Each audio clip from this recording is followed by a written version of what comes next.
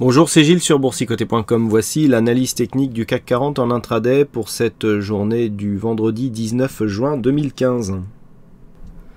En commençant par une petite vue globale de la configuration actuelle, donc avec cette phase de baisse dont le CAC 40 est sorti ici et qui a validé par deux fois des contacts avec cette zone de résistance comme zone de support. Donc on pourrait penser qu'un mouvement haussier pourrait se mettre en place, c'est ce que nous avons pensé hier, puisque suite à une annonce concernant la Grèce, eh bien on est venu marquer des points hauts significatifs ici peu après la clôture, et puis les cours sont redescendus ici sur la moyenne mobile 20 exponentielle.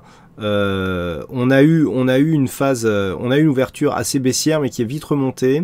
On a repris un biais haussier et puis après avoir marqué un contact avec le même point haut que ce que nous avions hier, eh bien on a encore une petite phase d'affaiblissement. Alors du point de vue de la dynamique globale, ce point haut ici était déjà une zone de résistance significative puisqu'elle correspondait ici à la différence qu'il y avait eu sur l'ouverture ici du 15, donc avec une ouverture sur un petit gap intraday qui avait donc marqué un début de phase de baisse. Cette zone n'a pas été franchie, on l'a testé hier suite à un mouvement très dynamique. On était ici dans une configuration surachetée et donc on est revenu ici chercher la bande de Bollinger supérieure. Donc ça pour nous montrer que on n'est pas dans une tendance très très forte. À noter aussi cette zone qui est importante, la zone des 4837. On est bien venu marquer ici une zone de point haut, ici sur cette zone. Ensuite on est redescendu, on a validé ici cette zone de résistance. Et donc cette zone qui a été recassée, elle a quasiment servi ici de zone de support. On est revenu chercher ici donc la même zone de point haut, toujours la même, et on est en train de tester sur les deux dernières bougies ici cette zone qui était résistance précédemment. Alors c'est assez important puisque on a le choix entre deux possibilités pour la poursuite de l'évolution, à savoir cette phase de hausse ici avec premier top, deuxième top. Si on garde ici cette zone de support, on conserve une préférence haussière puisqu'on transforme une zone de résistance en zone de support. Donc ça devrait se poursuivre par une rupture haussière de cette zone des 4873. Par contre, si on casse ici cette zone, on va venir donc sur les précédents supports. Donc on a ici une zone de support à 4807.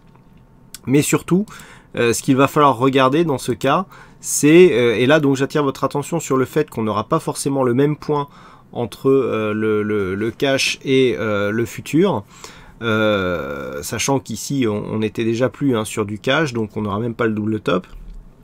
Si on se place d'un point de vue futur, on a ici deux points hauts quasiment similaires, on a ici une zone de point bas, donc ça nous fait une phase de hausse directe avec un point haut, deuxième point haut. Sur la rupture ici de cette zone, eh bien on pourra avoir un double top. Alors le double top, si nous regardons ici, nous avons 4780, ici 4872, donc ce qui nous fait environ 90 points. Sur cette zone ici des 4780, ça nous enverrait à 4690. Donc 4690, c'est un peu bas par rapport aux précédents points bas qui ont été marqués. Donc on fixera un objectif ici sur la zone des 4725, précédent point bas, avec une possibilité de poursuivre jusqu'à 4690 si le mouvement donc se poursuivait. Et donc 4690, c'est sur une zone majeure que nous avons ici à 4693. Donc attention sur une éventuelle rupture baissière de cette zone qui pourrait donc provoquer une accélération sous les 4700 points.